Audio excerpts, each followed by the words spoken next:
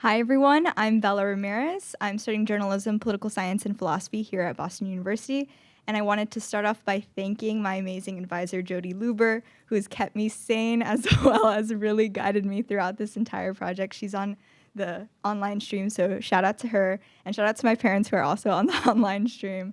Um, this is Table for None, a transmedia presentation and recommendation on collegiate food insecurity. I've been following this project for almost 2 years now, and this is just the start of many, many years that I'm planning on putting into food insecurity. So I want to start off with these images, and we're coming straight from lunch, so you guys are pretty familiar with buffets and some of the many opportunities to eat on campus, like the George Sherman Union and Lobster Night. I see some nodding in the crowd. People know what it's like, and I think it's frequently assumed that college campuses are this place of lavish food where you can indulge yourself. But when you look at the statistics, the story is completely different.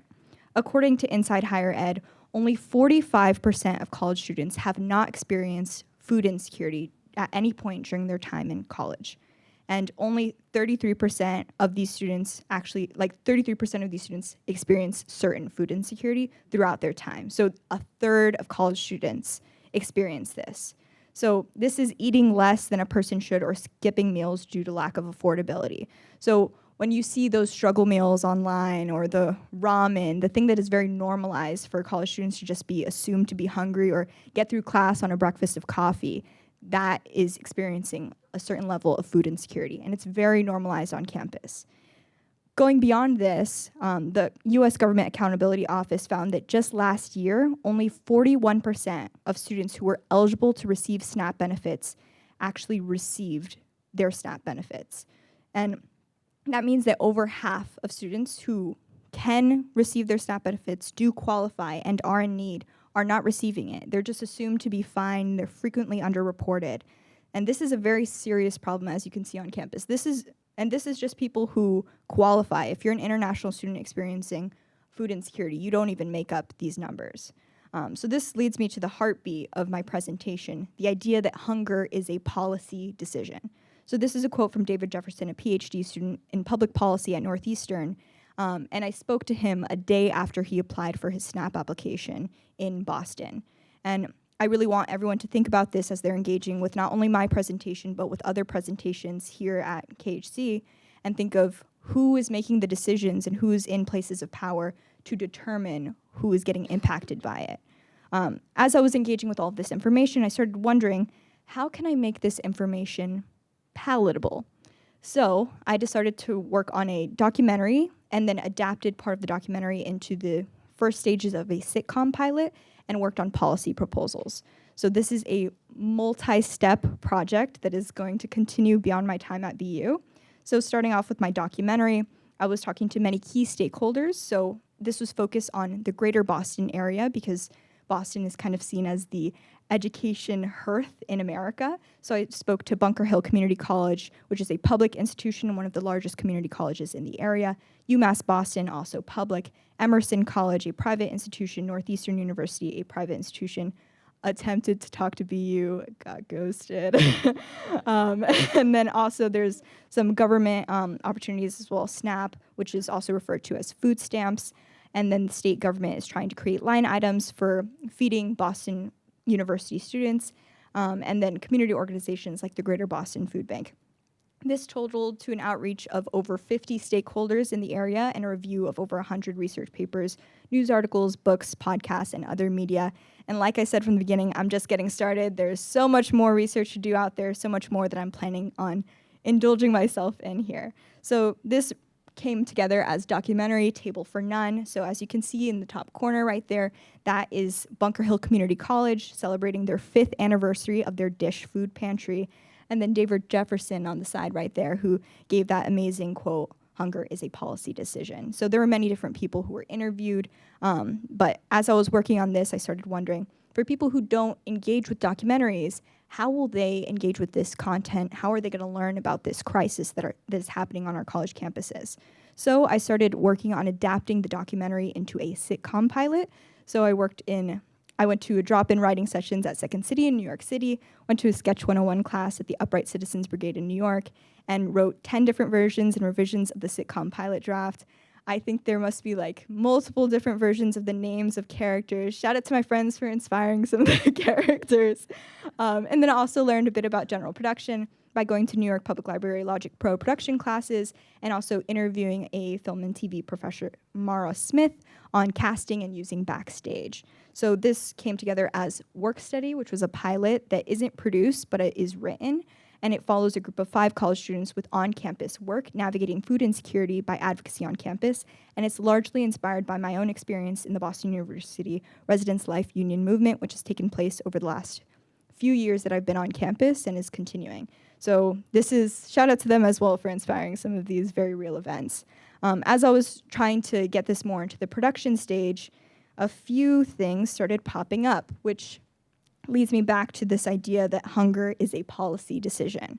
So in the past few months, there were a lot of movements, over the past actually 2 years, there were a lot of movements to expand the federal farm bill, which is up for debate in the fall, to start including college students. And it looked like there were going to be moves in the direction that I personally would see as the right direction and would leave people less hungry. But in the past few months, a lot of these have been moved back due to people in power and current administration. So I bring this up because it rendered a lot of the research that I put together in my documentary outdated. Not useless, but outdated. So I'm going to continue working on the documentary to update it and make it more reflective of the current times so that it's ready for debates over the federal farm bill, and also reflect that in the adaptation for the sitcom pilot. So this leads me to some of the policy proposals and op-eds that I'm trying to work on to foster more of that change so that the people in places of power can actually move to get students fed and make sure we're addressing the hunger crisis we're seeing on campus. So this means SNAP expansion and protection, food pantries on campus. Bunker Hill Community College offered a really great example of that with a really robust food pantry, decreased cost of meal plans, expansion of free swipe programs, which free swipe programs actually exist already on Boston University's campus, and more funding to support anti-hunger campaigns. So some of the next steps that I'm seeing here is actually developing op-eds to disseminate this research. So I've been working with Brian Rigori, trying to figure out where we would put out this information so that more people can get eyes on it. And then I'll be heading to law school in the fall, and I'm going to be doing some legal work in this field as well, and trying to create a coalition called Hangry USA, work in progress name, we'll see how that goes, to get some people moving on changes in this field. But if you are interested in seeing the documentary, engaging with the sitcom pilot once it's produced, or even engaging with the grassroots advocacy movement that I'm trying to start here, feel free to scan that QR code and I can add you to the email list to keep on engaging with you over the summer. But that is my presentation. If you have any questions, thank you.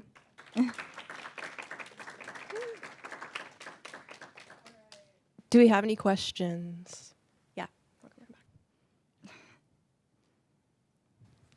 You mentioned you talked to 2 public and 2 private universities, and I was wondering if the fact that these public universities you talked to are more often commuter schools had any big impact on the level of food insecurity. Yeah, those weren't the only institutions that I spoke to. Those were just 2 I wanted to highlight to show the difference.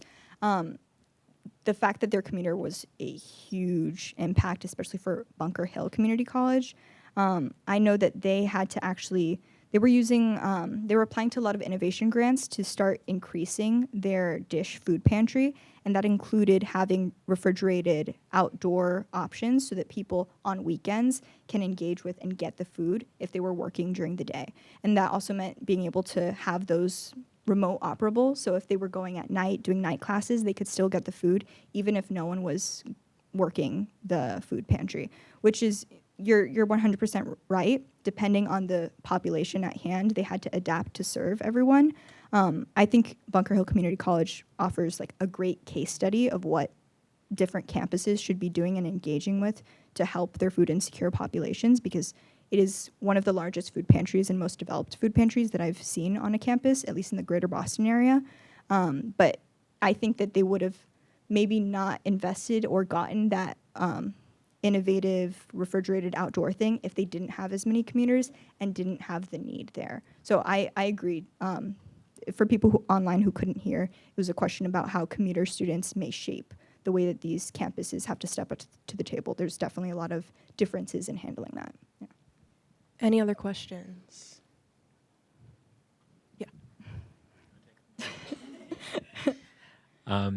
I just have I guess a related question, which is about student housing. For example, at Kilachand, we get questions sometimes from prospective students and their families about access to a kitchen, right? There's a lot of dorm rooms obviously don't have anything like that, and a student may find themselves sort of bound to a dining hall, which, you know, dining plans can be very expensive. What did you learn, if anything, about sort of where the housing factors into this problem? Definitely. I actually spoke with a student entrepreneur from BU Met who's working on a concept of public kitchens. So it's kind of like libraries, but for kitchen spaces. So this is a startup that they're doing. Definitely look out for them. They're growing. I'm so excited to see them growing. But they're trying to work with what you're describing here, where students who don't have access to kitchen facilities, or even not just students, anyone who doesn't have access to like a strong kitchen facility can engage with that in a public space. So that was definitely shaping, because if students were limited to dining halls, then the opportunity to reach them would mean maybe decreasing the cost of the dining plan or offering more free meal swipes, which is something that UMass Boston was trying to experiment with, having more free meal swipes, since it was also commuter and they didn't have space as much for the pantry, so they wanted to do that. But in the case of students being able to have kitchens that, or not having access to kitchens, then that changes how robust you want your food pantry to be. Yeah. Okay, we have time for one more quick question. Thanks, Bella. This was wonderful. So as you know, and it's so great to see you 4 years later, right? As you know, in our freshman seminar, approximately a million years ago, we talked a lot about how poverty is portrayed in the media. And so I wonder if you could talk to us for a second about what are the ethics or what are the concerns about using a sitcom, right, to talk about something that's potentially so painful and personal. So I'm sure, I know for a fact you've wrestled with this. I wonder if you could share a little bit about that. Yes. I was talking to different students who were experiencing food insecurity to see how they wanted to engage with this content and how they wanted to make it more accessible.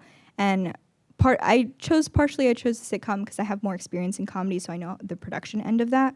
But they were actually telling me that by producing it in a more lighthearted fashion, it made it less stigmatized, and it made it an opportunity to say, oh, this is a real thing that's going on.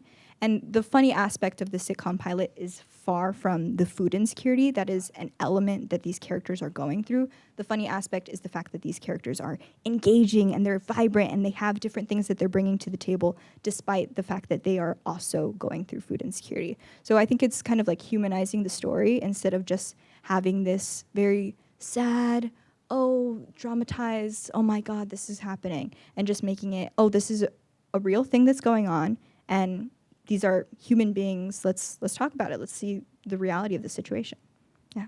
All right, awesome. That's all the time we have. Thank you so much.